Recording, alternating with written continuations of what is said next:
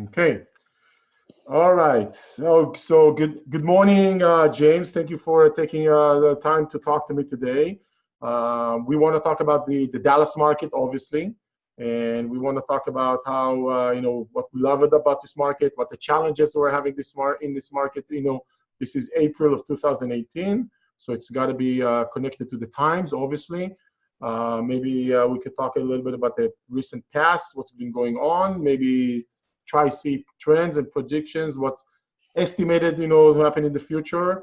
Last time I checked, none of us are, future readers, so we don't know for a Right. fact.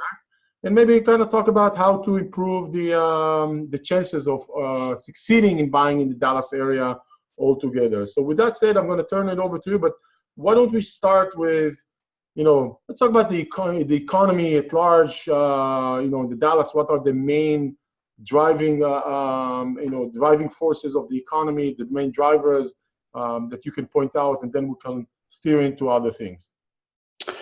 So Dallas is Dallas and Fort Worth. I like to say Fort Worth too, because when people think of Dallas, they think just Dallas. There's a whole nother area where the growth has really moved to. So Dallas and Fort Worth combined together.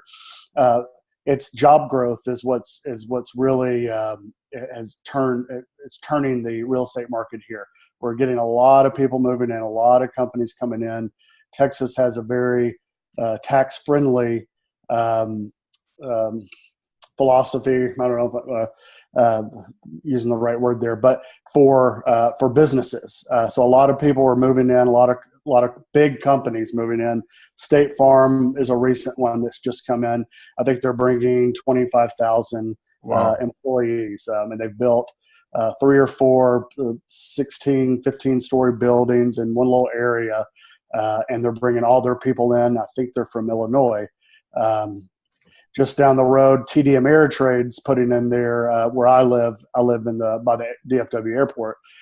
They're bringing their national headquarters here. So, it kind of scales all over the place. Facebook is building a server farm about 2 miles from here. So there's a lot going on, and there's not just one industry. It's tech. There's a lot of things going on here, which is really bringing a lot of people. So in the recent past, we didn't have enough inventory for all of this. So that's caused our house prices to rise at about a 10% clip. And what's happened is rent rates haven't increased as much. So it squeezes out our investment opportunities. So when those pop up, we really have to jump in on them. Another thing too is the investment for homes has gone up about 10%. Well, the rent rates are going up, and that's per year. The rental rates are only going up 5 or 6%. So that there's a squeeze there. And apartment rates are, I think, 6-7%. So what we're seeing is the investment opportunities are getting smaller. They're still there because we're still finding them. Your people are still fine. We're still getting them. But it's a constant, it's a chess game. We're constantly looking in different areas to find those investment opportunities. Where I'm seeing them at this very moment, North Fort Worth, West Fort Worth, and south of Dallas and Fort Worth. That North Dallas area has turned into, it's just kind of been squeezed out. There's still opportunities, but they're rare. So where I'm focusing is that South Fort Worth, South Dallas corridor for the opportunities these days. The challenge is number one is the competition. So the competition that you have, there's other investors. There's a big country, and there's not a lot of areas where investment's great. And this is still a great area, so you're competing with a lot of people. So my thing is when you go in for something, you really got to go in guns blazing on these deals. Meaning what? What do you mean by guns blazing? In like high offer more than asking, or what is gun blazing translate into actual execution? So on houses that are sitting, if you have a house that's 30, 45 days on the market, You don't need to go in guns blazing. You know what I mean? But houses that come on the market that are nicely updated, you're competing not only with other investors, you're also competing with residential folks who are wanting to buy. Homeowners. And homeowners, yes. And they're the ones who will go over list price. I don't necessarily suggest that. It is worth it to go in full list, maybe even over. If the numbers don't work, of course, if they don't work in the Excel, we're not doing it. But if the numbers don't work, but if the numbers work and you can do, say, a cash deal, sellers love the cash deal because they can knock it out in 2 weeks and be done. They'll usually ask, is your investor serious? Are we going to ask for everything on the inspection? Those are the kind of things that the back and forth from the seller that we get. And as long as you can kind of keep that that process clean with the seller, you have a good opportunity of securing a house. It's just about securing it. That's what we want to do. We want to get that first step when you're trying to buy an investment property. The first step is getting the executed contract. Gotcha. That's the hard part. Okay. By the way, one thing that kind of while you're speaking, it occurs to me, like you're saying there's a lot of growth in employment-wise, growth by population because employment, there's a lot of employment coming in. So that brings people in. We know that people don't always buy immediately. Some people want to rent just as they move in, for one reason, let's see if they like it and maybe go back to Illinois afterwards or not, whatever. Sure. They're renters. They could easily be, the renters we're looking for. And if there's a housing shortage, wouldn't you? I should have seen a housing shortage on the rentals as well. Wouldn't that be the case? There's probably demand for both aspects, like ownership and rentership. And us being, no, that's not the case. No, you're right. I'm agreeing and thinking at the same time. Okay. So, yeah, you're right. And our what we're seeing is when you put a house that looks good to a renter on the market, it goes very quick. They don't sit. Okay. It's almost the same as the housing market. If you're in the sales side, if a house is updated, everybody looking in that range is going to go after that house. Gotcha. Houses if you buy a house that's not updated, it's builder grade, it's just very basic, it's going to sit for a bit. Gotcha. So that's another thing that I look for. I try to look for the houses that a renter wants, but sometimes we have to do a couple things to get it in that range. Paint and carpet, it's like what I say, put lipstick on a pig. If you just can paint and carpet a house, it can transform a boring looking house overnight. So you're saying we should definitely look at houses that need that lipstick, TLC, whatever, just to update it a little bit. We don't need to do a full renovation, right?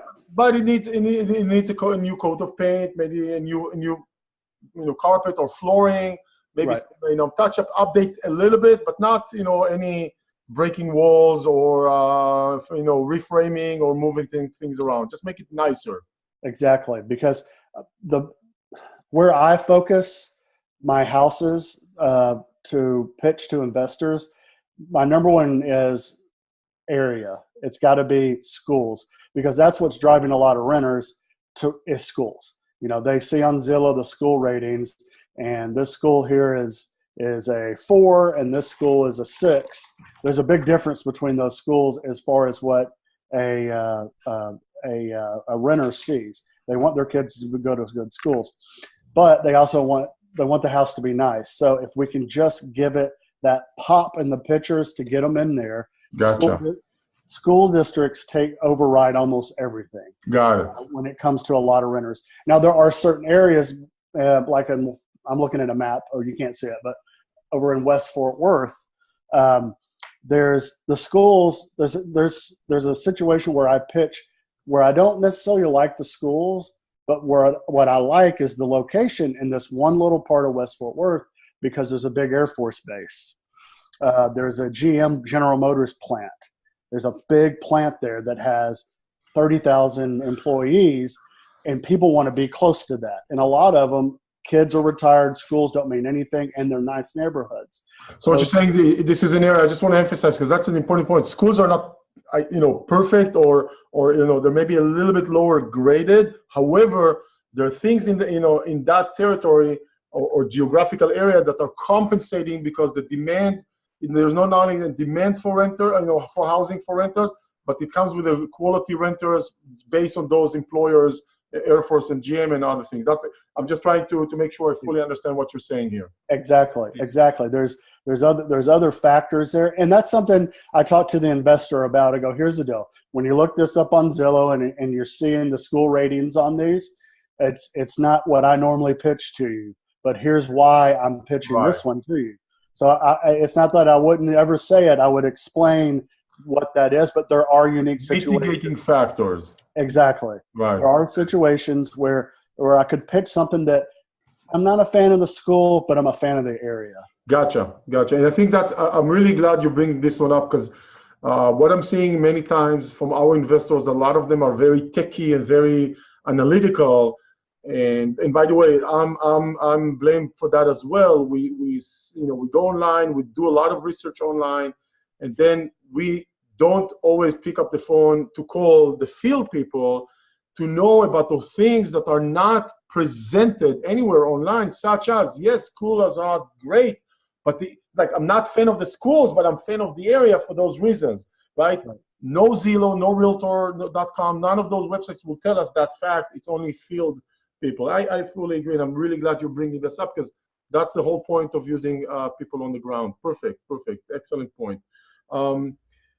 James, we spoke a while back, and you suggested not too long ago that there's another category of pricing that could be a little bit more attractive to what we typically purchase. So a lot of the time we've been on the scale in this area, let's say 150 to 200, give or take. It's been like we can call it a spot, but sweet range.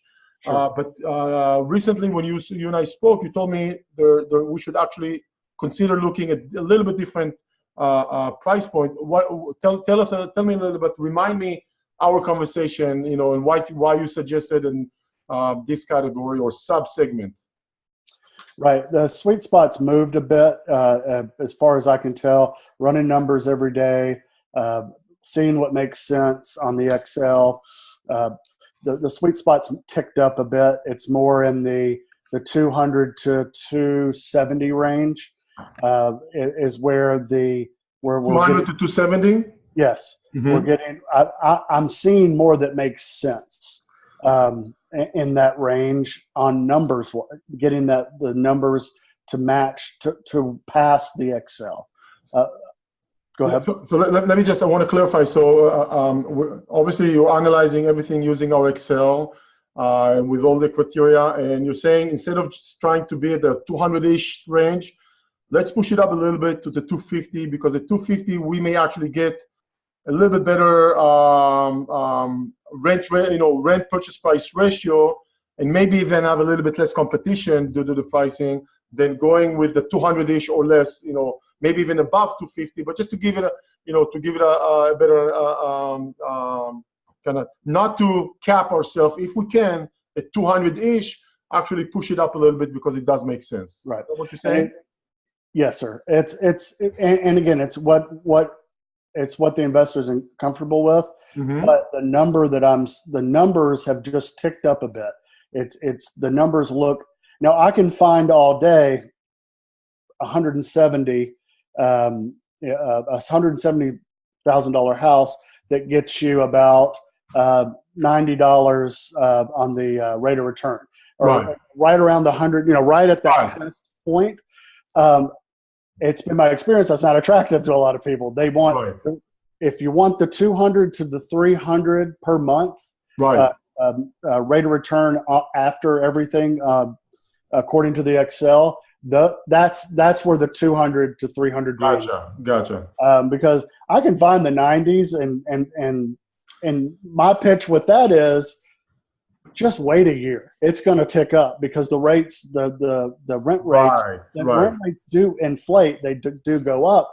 It just doesn't look sexy right now. I understand. But in 5 years, you're going to love me. You know what I mean? That kind of deal. Right. But at first, the first pop is what people want, and I want to give people what they want. So where I've moved around on those rates is that 270, 250 range, and I've had some good success with that. And you brought it up too. I didn't bring it up. The competition is a little less.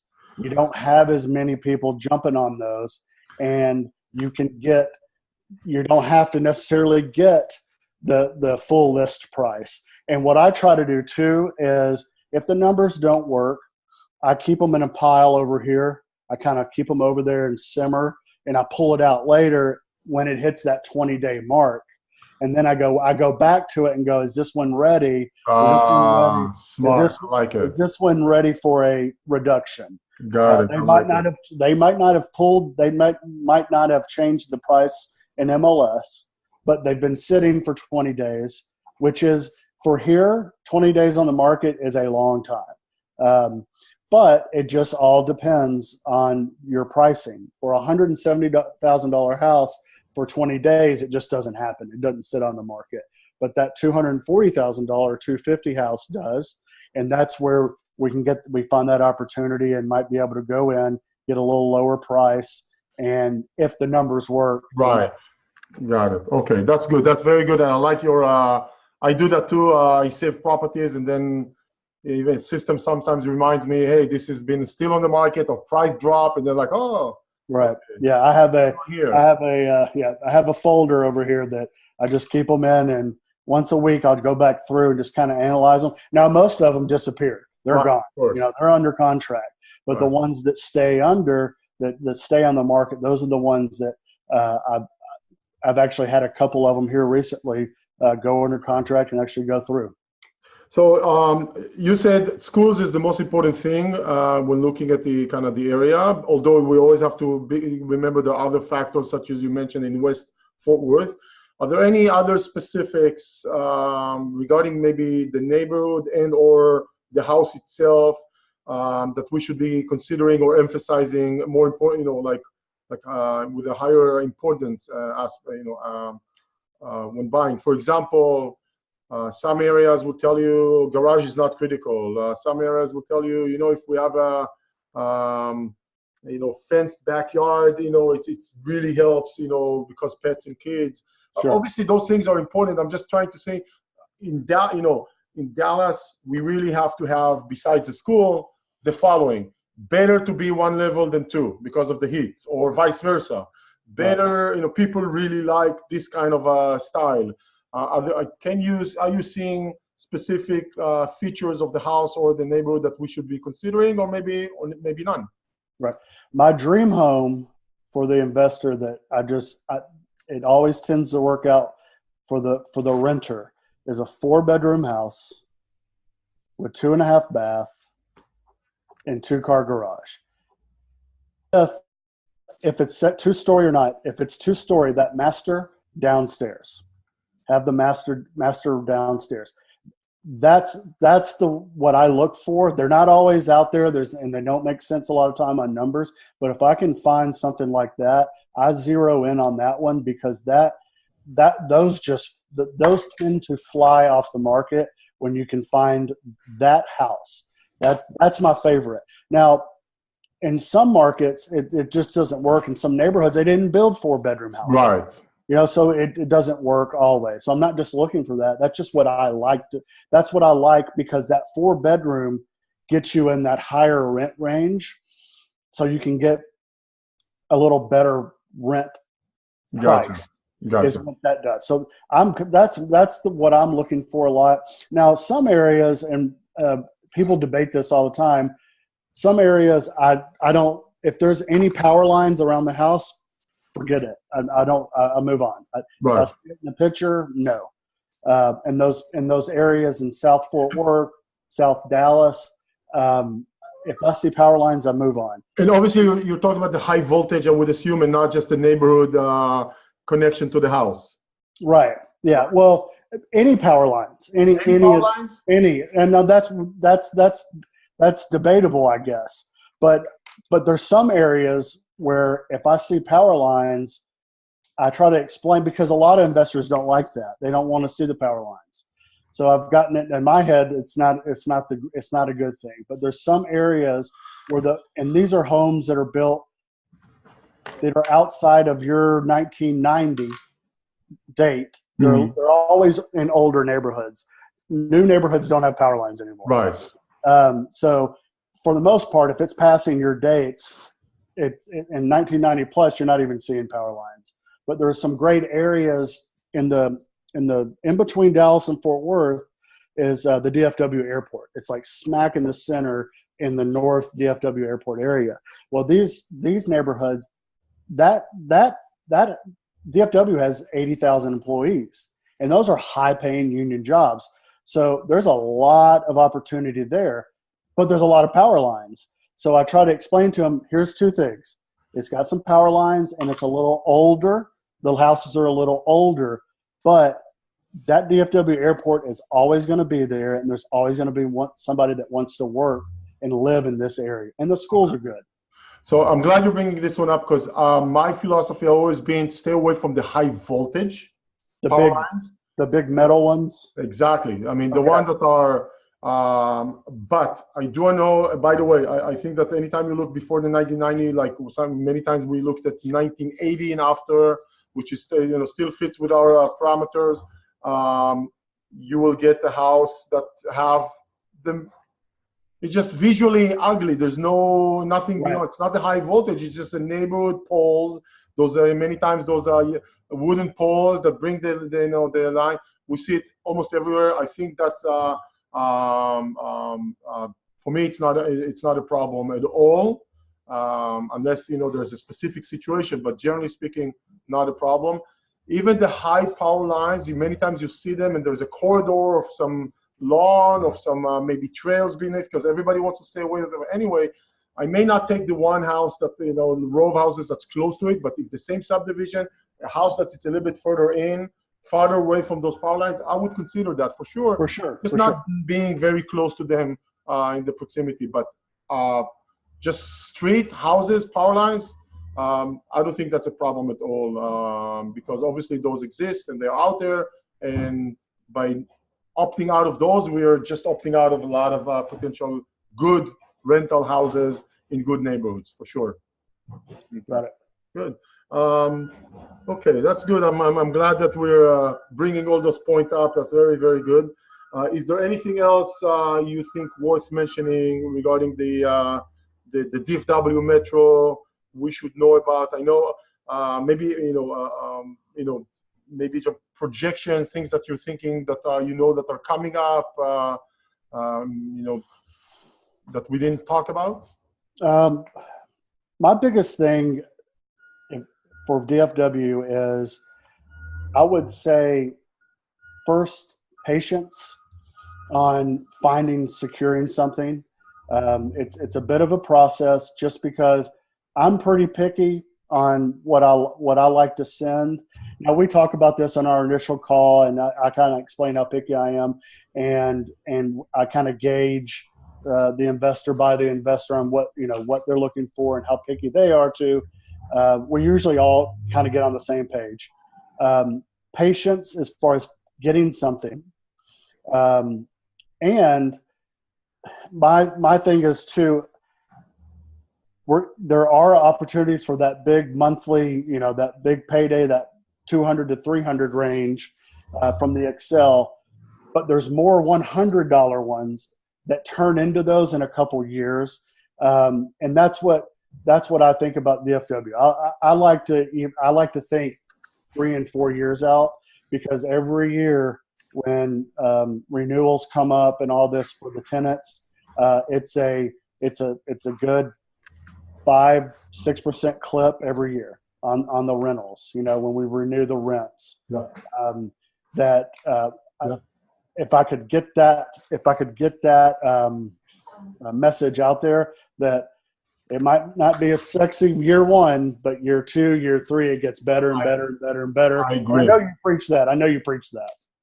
I agree. I not only that I agree, for me, talking to you, you remind me of this, that I may not send that message across strongly enough.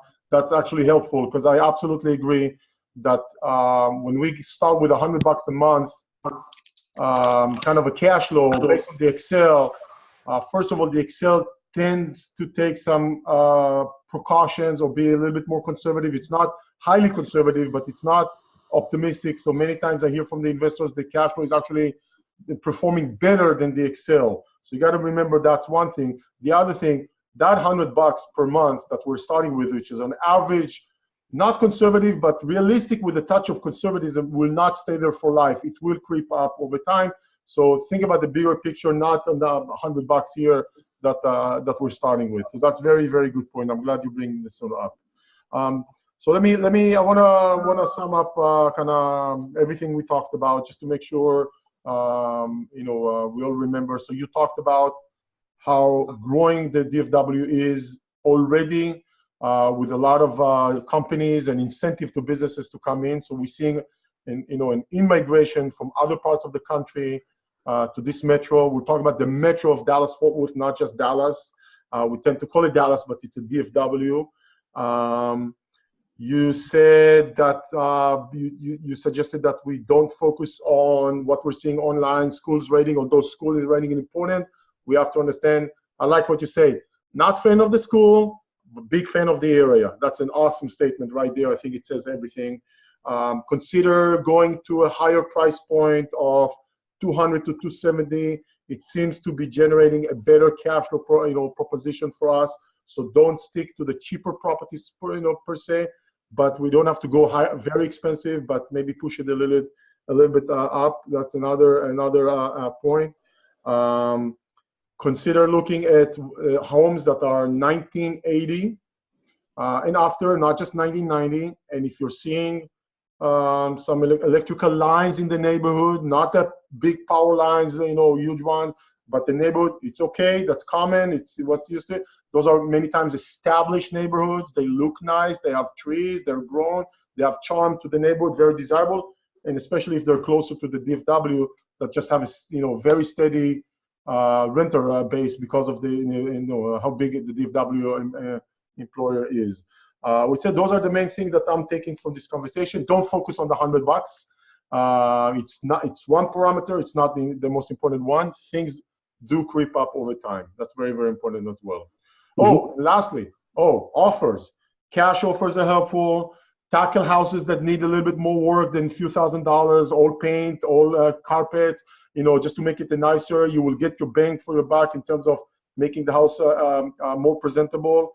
Higher down payment helps, if you're not doing a cash offer, is also something. And the competition is coming from mostly homeowners in the marketplace and other investors in the marketplace, not necessarily our own investors competing with each other. Right. No. Right. Yes. Okay. Very good. I think this is excellent. This is very helpful. I love everything you just said. That makes perfect sense. I really appreciate the fact that you're pointing few things that are easily get lost in translation, so to speak. I'm just going to add one more thing that I already mentioned, but I think it's very important for the investors who are watching this. Get out of your screen. Call James, call me, call the field people. You will learn a significant amount more than just school rating or numbers or what's going on. So do that. And I love the fact that you said my dream house for the investors. You really define it well. 4-bedroom, 2-bath, 2-car garage. And if it's a 2-story, the master should be downstairs. That is not what we're always buying. But like you said, if I have a dream picture, this is it for the investor, what works in the DFW area. That's right. But not fixate on that spec, right. But dream one. Right. 3 bedrooms is okay. We usually don't go less than 3 bedrooms, 2 bathrooms. Love 3 bedrooms. Yes, it's okay, but the ideal house, so to speak. Right. Okay, perfect. James, thank you very much for your time, for the information, for the knowledge, for the pointers. You're doing an awesome job. I feel very proud to have someone like you in our network and working with our investors. I feel that they are, and this is the most important thing to me, in very good hands. I appreciate that. Thank you, Danny. Thank you, James. Have a terrific day. You too. Bye-bye. Bye-bye.